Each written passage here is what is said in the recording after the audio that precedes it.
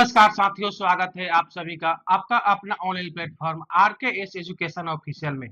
तो साथियों, रेलवे की तरफ से एक बहुत ही बड़ी खुशखबरी सामने आई है और वो खुशखबरी है रेलवे में नई भर्ती को लेकर के।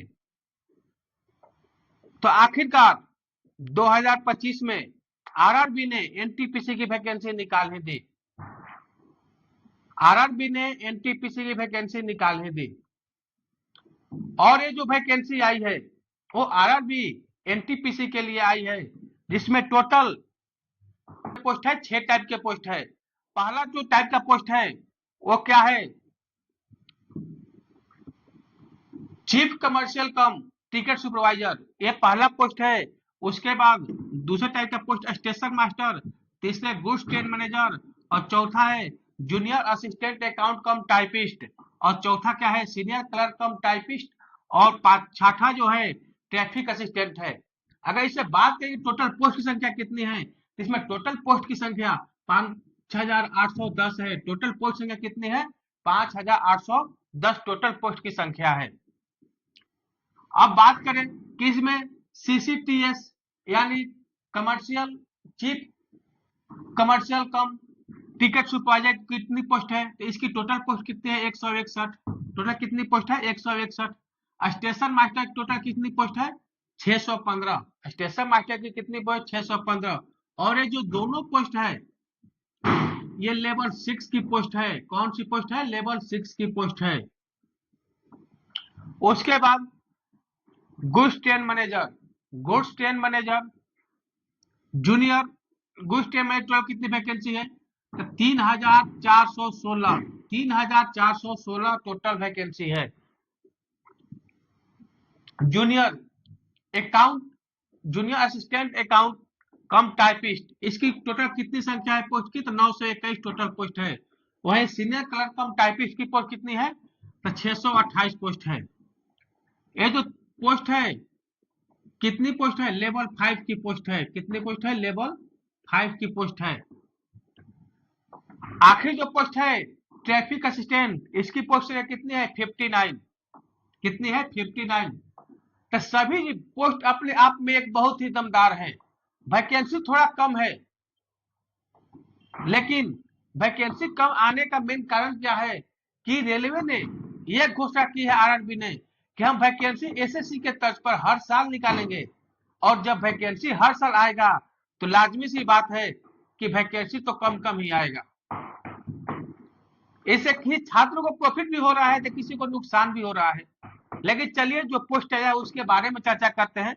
इसकी एज क्राइटेरिया क्या है, इसकी एज क्राइटेरिया क्या है।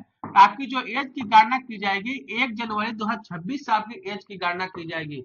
आपकी एज की गणना कब की जाएगी, तो 1 जनवरी 2026 आपका एज की गणना की जाएगी। मतलब कि 1 जनवरी 2026 को आपका मिनिमम एज 18 ईयर होना चाहिए, 18 साल होना चाहिए। और मैक्सिमम जो एज है वो 33 साल होना चाहिए। कितना होना चाहिए, मिनिमम एज आपका 18 साल और मैक्सिमम 33 साल। किस डेट को, तो 1 जनवरी 2026 को। यहाँ तो क्लियर है। इसके बाद अगर आप ओबीसी से आते हैं, ओबीसी से आते हैं तो आपको 3 साल की एज रिलैक्सेशन देखने को मिलेगा। मतलब कि 3 साल आपको एज में छूट देखने को मिलेगा। वहीं अगर एससी एसटी से आते हैं, एससी एसटी से आते हैं तो आपको 5 साल, कितने 5 साल आपको एज में छूट देखने को मिलेगा। यानी कि जो आपका एज है कितना हो जाएगा, ये 18 साल है अगर ओबीसी है, ये तो मिनिमम हो जाएगा। मैक्सिमम अगर 33 साल है अगर ओबीसी है तो आपके लिए 36 साल हो जाएगा। और एसटी एससी है तो हो जाएगा, कितना हो जाएगा 3 साल और मिलेगा, मतलब 38 साल हो जाएगा। वही जगह फी की बात करें, कितना आपको इस फॉर्म को भरने में लगने वाला है पैसा, तो जनरल ओबीसी और ईडब्ल्यूएस कैंडिडेट को 540 रुपया देना होगा। कितना देना होगा, जनरल ओबीसी और ईडब्ल्यूएस के कैंडिडेट को कितना देना होगा, फी देना होगा 540 रुपया। वहीं एससी एसटी और पीएच यानी विकलांग कोटा के जो भी उम्मीदवार है उनको 250 रुपया देना होगा। कितना देना होगा, 250 रुपया। वही अगर ऑल कैटेगरी फीमेल की बात करें, यहाँ पर ये मतलब नहीं है कि आप जनरल से है, ईबीसी से है, ओबीसी से है, ईडब्ल्यूएस से है, एसटी एससी कैंडिडेट मतलब कोई भी हो, अगर किसी भी कैटेगरी की हो, अगर वो फीमेल है तो उसको 250 रुपया देना होगा। कितना देना होगा? 250 रुपया।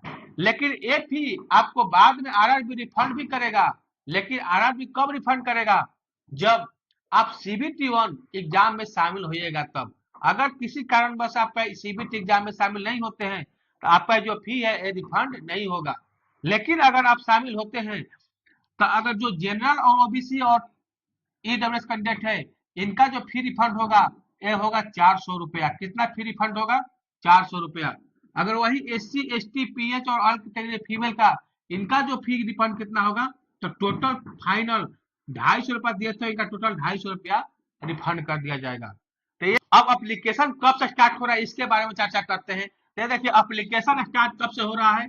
तो 21 अक्टूबर 2025 यानी आज ही के दिन से आप फॉर्म भरना स्टार्ट हो गया है। जो भी कैंडिडेट इसका फॉर्म भरना चाहते हैं तो भर सकते हैं। उसके बाद लास्ट डेट कब है? तो 20 नवंबर 2025 इसका लास्ट डेट है। 20 नवंबर 2025 तक आपको फॉर्म भरना है। लेकिन अगर लास्ट फी पेमेंट कब तक देना है? तो 22 नवंबर 2025 और लास्ट सबमिट भी मतलब 22 नवंबर 2025 को लास्ट सबमिट भी कर सकते हैं। साथ ही साथ आरआरबी ने नोटिफिकेशन में ये भी जारी कर दिया गया है कि अगर किसी का फॉर्म किसी कारणवश कहीं त्रुटिवश गलत होता है तो वो अपने फॉर्म में मॉडिफाई कर सकते हैं। और वो मॉडिफाई का जो डेट है वो कब से डेट है? तो मॉडिफाई का डेट है 23 नवंबर से 2 दिसंबर 2025 तक आप फॉर्म को मॉडिफाई कर सकते हैं। इसके साथ ही उसने यह भी बता दिया है कि इसके ठीक बाद आपका स्टेटस दिखना भी चालू हो जाएगा। और वो स्टेटस कब तक देख सकते हैं? तो 3 दिसंबर से 7 दिसंबर के बीच आप इसका स्टेटस दे सकते हैं कि आपका फॉर्म सिलेक्ट हुआ या रिजेक्ट हुआ। तो ये टोटल डेट है कब फॉर्म भरना स्टार्ट हुआ, कब तक भर सकते हैं, लास्ट पेमेंट कब कर सकते हैं, मॉडिफाई कब तक कर सकते हैं और स्टेटस कब देख सकते हैं। अब वही बात करें क्वालिफिकेशन की। इसकी क्वालिफिकेशन क्या है? तो इसकी क्वालिफिकेशन जो भी कैंडिडेट इसको फॉर्म भरना चाहते हैं तो उसका क्वालिफिकेशन ग्रेजुएशन होना चाहिए। क्या होना चाहिए? ग्रेजुएशन होना चाहिए, चाहे किसी भी विषय से हो, किसी भी विषय से हो आपको ग्रेजुएशन होना चाहिए। वहीं देखते हैं सिलेक्शन प्रोसेस क्या है। सिलेक्शन प्रोसेस क्या है? तो पहले आपका होगा सीबीटी। क्या होगा? सीबीटी।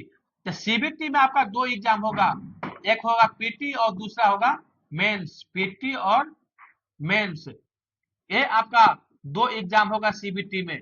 क्या होगा? पहले होगा सीबीटी, सीबीटी में होगा पीटी एंड मेंस। पीटी में जितने सीट है उससे के 20 गुना लड़के को मेंस के लिए बुलाया जाएगा। मतलब कि जो भी कैंडिडेट पीटी एग्जाम देंगे उसमें से मेंस के लिए जिन कैंडिडेट का सिलेक्शन होगा, जितनी वैकेंसी होगी उसकी 20 गुना कैंडिडेट को सीबीटी 2 के लिए बुलाया जाएगा। ये तो ये हो गया। उसके बाद देखते हैं, उसके बाद होगा टाइपिंग। उसके बाद क्या है? टाइपिंग। उसके बाद होगा टाइपिंग प्लस साइको। टाइपिंग और साइको जिसके लिए जो लागू होगा, जिसके लिए टाइपिंग लागू होगा उसके लिए टाइपिंग होगा, जिसके लिए साइको होगा उसके लिए साइको लागू होगा। चलिए बताते हैं जो एसएम है, स्टेशन मास्टर, एसएम के लिए आपको देना पड़ेगा साइको। एसएम के लिए स्टेशन मास्टर देना पड़ेगा साइको। उसके बाद ये जो नीचे वाली जो 3 पोस्ट है, नीचे वाली 2 पोस्ट है, जूनियर असिस्टेंट अकाउंट कम टाइपिस्ट और सीनियर क्लर्क कम टाइपिस्ट, इसमें आपका टाइपिंग देना पड़ेगा, टाइपिंग देना होगा। और टाइपिंग आपका हिंदी या इंग्लिश किसी में भी दे सकते हैं। टाइपिंग क्या होगा? हिंदी या इंग्लिश में आपको टाइपिंग देना होगा। ये तो हो गया। उसके बाद होगा डीवी। अगर मेंस में जितने भी लड़के बैठेंगे उसमें से शॉर्ट लिस्ट किया जाएगा डीवी के लिए। और डीवी होने के बाद आपका लिया जाएगा मेडिकल।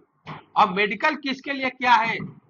इसमें 3 टाइप की मेडिकल है, A2 है, B2 है और C2 है। तब जाकर के इस पोस्ट के लिए आप क्वालिफाई कर पाएंगे। तो जो भी कैंडिडेट इसका फॉर्म भरना चाहते हैं, अगर एज में छूट लेना चाहते हैं, फी में छूट लेना चाहते हैं तो उनको क्या करना पड़ेगा? उनका आरक्षण से संबंधित डॉक्यूमेंट बनाना पड़ेगा। यानी जो ओबीसी कैंडिडेट हैं उनको एनसीएल बनाना पड़ेगा, ईडब्ल्यूएस कैंडिडेट को ईडब्ल्यूएस का सर्टिफिकेट बनाना पड़ेगा, और एससी एसटी के जो भी कैंडिडेट हैं उनको एसटी एससी का सर्टिफिकेट बनाना पड़ेगा। जो आरआरबी के द्वारा जो नई वैकेंसी आई है, आरआरबी एनटीपीसी 2025 की वैकेंसी, जिसमें 5810 पोस्ट है, इसके बारे में जो भी मोटी मोटी जानकारी थी वो आप तक हम पहुंचा दिए हैं। अगर इसमें कहीं भी आपको डाउट हो, कहीं भी प्रॉब्लम हो, तो हमसे कमेंट के माध्यम से पूछ सकते हैं। अगर बात करें कि इसमें फॉर्म भरने के लिए क्या क्या होना चाहिए, तो फॉर्म भरने के लिए आपके पास 10th का सर्टिफिकेट मार्कशीट होना चाहिए, ग्रेजुएशन का सर्टिफिकेट मार्कशीट होना चाहिए।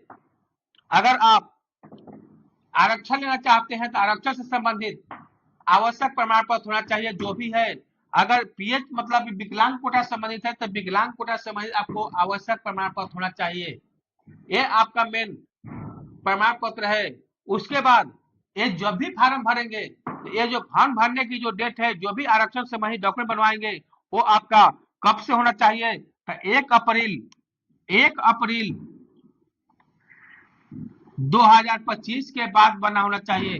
मतलब कि आप अगर एनसीएल बनाते हैं, ईडब्ल्यूएस सर्टिफिकेट बनाते हैं, एसटी एससी जो भी बनाते हैं, तो आपको नए साल का चाहिए, 1 साल के अंदर वाला, वो भी नए फाइनेंशियल ईयर में।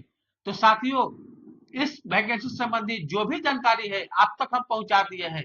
इसके आगे जो भी इसके बारे में नोटिस आएगी, जानकारी आएगी, जो भी आएगा वो आप तक पहुंचाएंगे। तब आज के लिए इतना ही, फिर आगे मिलते हैं अगले वीडियो में। तब तक के लिए धन्यवाद।